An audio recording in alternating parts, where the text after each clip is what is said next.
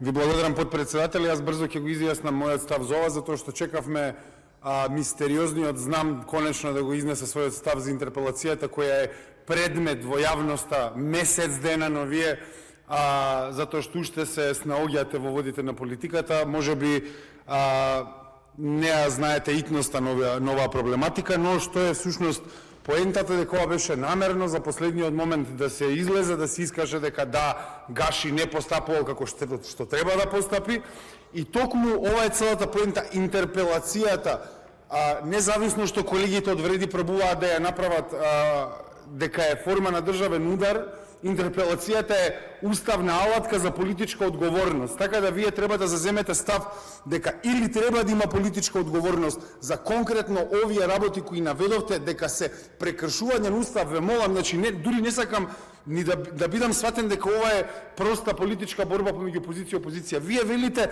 погазен е уставот, но сепак има нашата поддршка. И што е сега целата поента? Ако денес се фрла етикети помеѓу нас и Вреди, фашисти, необалисти, ова, она, фашизам, необализам, ова, јас извинуваме, фолирање, тоа е идеологија, тоа е фолирање просто.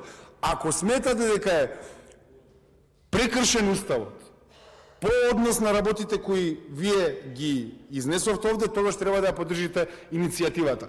Но вашето ретерирање, иако сметате дека е така, е всушност само резултат на долгогодишната соработка која имате со Вреди, која започнува со меморандум за соработка во општина Куманово и за делење на политичкиот плен на вработувањата во општина Куманово за вашиот градоначалник Максим Димитриевски, за да ги подели вработувањата со Вреди. Значи, едноставно, поддршката за Африм Гаши е затоа што вие заемно се поддржувате со години и таа ваша политичка соработка е опортуна и вие сакате таа политичка соработка едноставно да продолжи.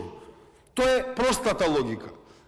И повторно, мојата аргументација не доаѓа од своеволно толкување. Едноставно, земете контрареплика, кажете ми како може председателот на собранието да сметате дека го погази уставот, но сепак да продолжувате со вашата поддршка за председателот на собранието.